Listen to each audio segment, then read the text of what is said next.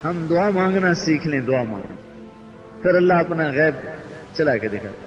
مولانا سعید خان صاحب رحمت اللہ علیہ تھے، ہمارے بزرگ فوت ہو گئے۔ ہاں جی، میں نے ان کا دسترخوان چلتے دیکھا جیسے بادشاہ بھی نہیں چلا سکتے۔ 6 سال میرا ان کے ساتھ کب سے گزرا، اور شام تک جو پیسہ آتا تھا میرے ہاتھوں سے لاکھوں روپے انہوں نے تقسیم کروائے، اس کو دے دو، اس کو دے دو، اس کو دے دو، وہاں دے دو، وہاں دے دو۔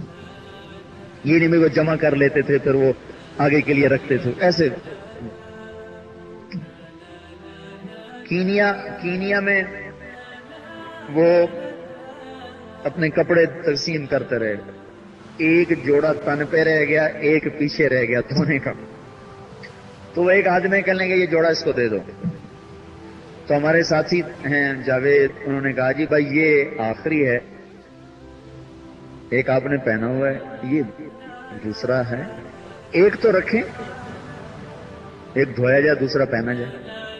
کہنے لگے میں نے بڑی مشکل سے غیب کا دروازہ کھلوایا ہے، تو میرا بند کروانا چاہتا ہے؟ تو میرا بند کروانا چاہتا ہے؟ دے دو اس کو۔ دے دیا۔ جوہانسبرگ کے ایئرپورٹ پر اترے تو وہاں ایک آدمی پہلے سے 6 جوڑے تیار کر کے لایا ہوا تھا۔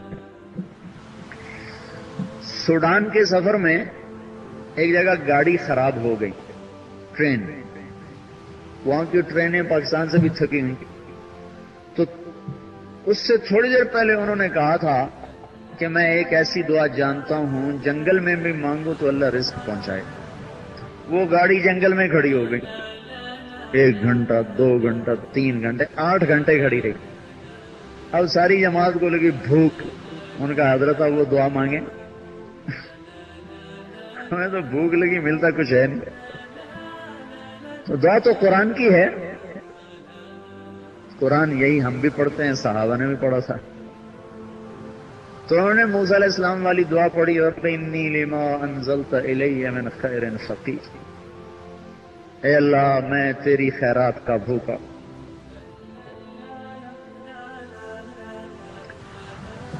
آدھا گھنٹہ گزرا ہوگا، پونا گھنٹہ، 20 منٹ سے پونے گھنٹے کے درمیان ایک کالا جنگل سے بھاگتا ہوا آ رہا، سر پہ ٹوکرا رکھا ہوا، اور بھاگا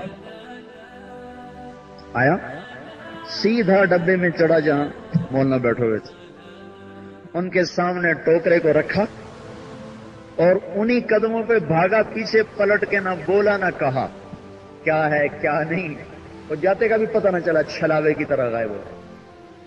کپڑا ہٹا کے دیکھا تو پورا بکرا بھونا ہوا اس نے رکھا۔